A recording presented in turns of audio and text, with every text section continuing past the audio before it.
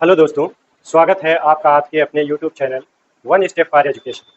जैसा कि पिछले वीडियो में हमने लैमार्कवाद के बारे में पढ़ा, अब हम लैमार्कवाद की आलोचना की बात करने वाले।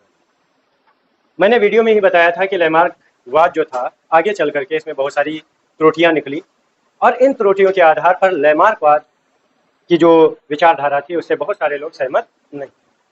उसी चीज़ को लेकर के हम इस कड़ी में आपके सामने हैं।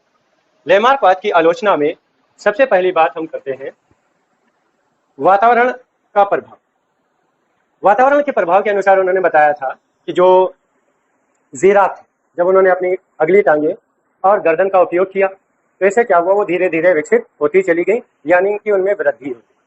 लेकिन जैसे जैसा कि जैव विकास में कुछ जीवों के अंगों में वृद्धि होती है, ठीक उसी तरह से बहुत सारे जीवधारियों के अंगों में कमी भी आती है। उनका आकार छोटा हो जाता है, उनकी संरचना में परिवर्तन हो जाता है। इस बात की पुष्टि लैमार्क का सिद्धांत नहीं करता।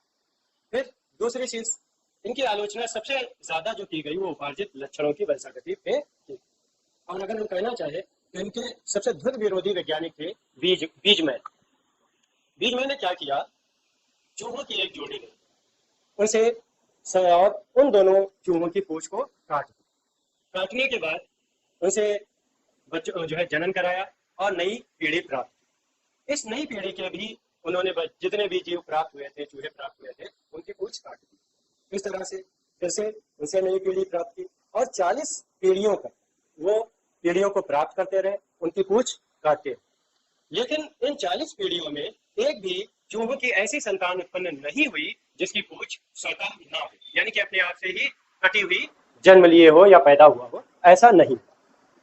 इस बात से भी जो लैमार्क का ये बिंदु था कि उपार्जित लक्षणों की वंशागति, इसे ठेस पहुंचा। इसके एक ही नहीं, अनेक उदाहरण दिए। जैसे एक कोई व्यक्ति डॉक्टर बन जाता है तो इसका मतलब है कि उसकी संतान को जन्म लेते ही डॉक्टरी का ज्ञान होना चाहिए। अगर कोई व्यक्ति पहलवानी करता है तो उस व्यक्ति की संतानों को भी जन्म से पहलवान होना चाहिए, लेकिन ये संभव नहीं है और वास्तविकता में ऐसा नहीं। इसका एक और उदाहरण नॉर्मली हम ले सकते हैं। जैसे हमारे संस्कृति में महिलाएं अपने कानों को और नाक को छिदाती, लेकिन उनसे जो संतानें उत्पन्न होती हैं, कभी भी कोई ऐसी संतान उत्पन्न नहीं होती है जिसके कान और नाक अपने आप छिदे हुए।